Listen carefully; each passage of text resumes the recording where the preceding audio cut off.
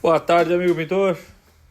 Vamos analisar esse aspirador da Mirka 1025 que está com uma vibração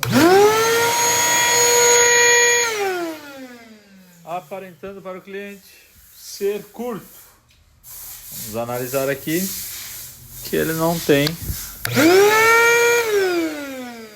sinal de curto nas escovas ainda, tá? Porém, ele já demonstra para nós aqui um desgaste bem elevado. Aqui nós vamos fazer aqui uma limpeza na turbina e vamos ver se ele vai voltar a funcionar sem essa vibração tão alta.